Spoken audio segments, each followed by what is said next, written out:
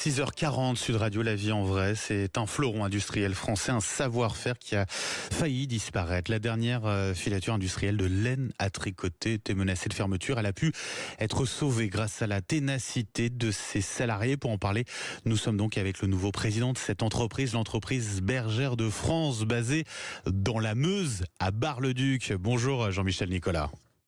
Oui, bonjour. Et merci d'être avec nous ce matin sur Sud Radio. Vous êtes le directeur de la SCOP Bergère de France.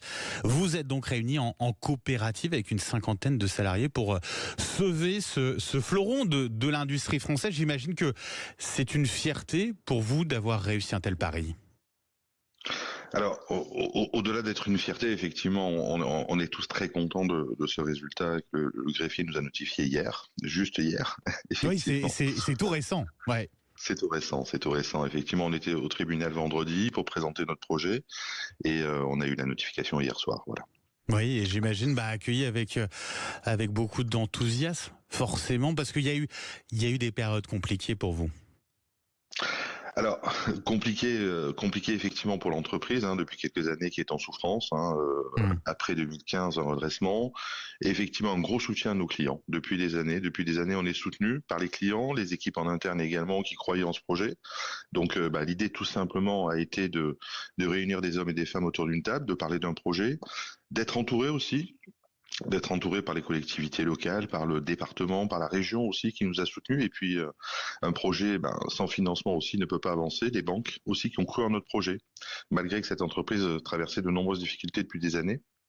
Eh bien, mon rôle tout simplement a été d'être un déclencheur et de mettre tout le monde autour de la table et de se dire non, c'est pas une fatalité. Bergère de France doit exister, on doit y arriver.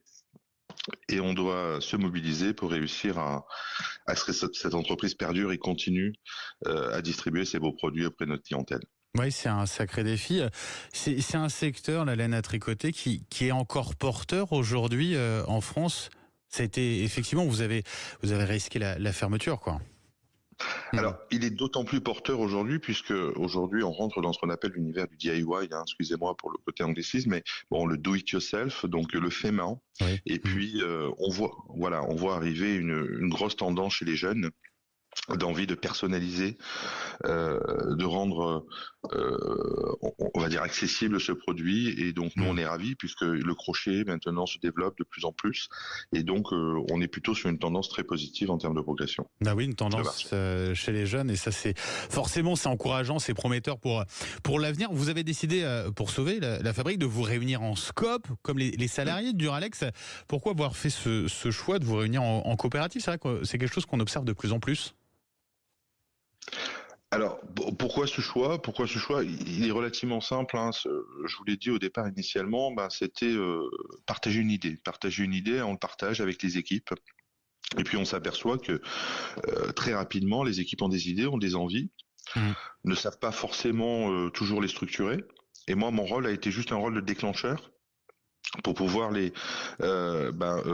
générer un projet commun.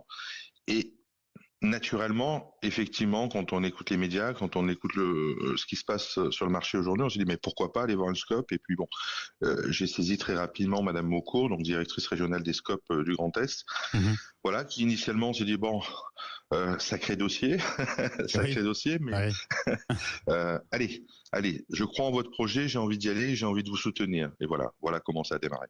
Génial.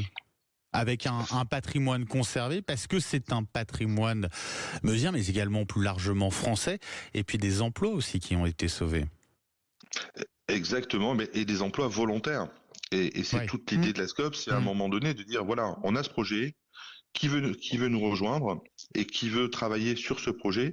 Et là, on n'a que des personnes volontaires aujourd'hui. Et ça, c'est absolument fabuleux. Donc des personnes qui vont s'impliquer encore plus et qui vont avoir comme fierté effectivement de faire perdurer ce savoir-faire français. Oui. Avec cette toute nouvelle SCOP qui vient d'être lancée, ça y est, c'est officiel depuis hier. Les prochains défis pour vous, c'est quoi? Les prochains défis, c'est normalement fin de semaine. Donc là, on devrait prendre en main complètement l'entreprise. Oui. À partir de vendredi, voilà. Si tout va bien, vendredi, on récupère les clés, si je peux m'exprimer ainsi. Oui. Et puis on doit écrire notre histoire. Notre histoire, mais surtout, on doit écrire l'histoire de nos clients. Et c'est ce qui est le plus important, et être à l'écoute de notre marché et de nos clients pour pouvoir perdurer encore des années. Déjà presque 80 ans pour Bergère, je lui souhaite qu'une chose, c'est qu'encore 80 ans. Oui, c'est tout ce qu'on peut souhaiter. L'aventure est lancée, elle est relancée d'une certaine manière en fait, Jean-Michel Nicolas. Exactement, et puis on a la chance encore une fois d'être, je le répète, mais soutenu depuis Avec un longtemps. gros soutien. Voilà, tout autour de par vous. nos clients professionnels et particuliers. Tout nouveau directeur donc de la SCOP Bergère de France, dernière filature industrielle de laine à tricoter en France qui va donc poursuivre son petit bout de chemin. Jean-Michel Nicolas, un grand merci d'avoir été avec nous ce matin sur Sud Radio. Je vous souhaite une très belle journée, bonne continuation à vous. Merci encore, à bientôt. Au revoir.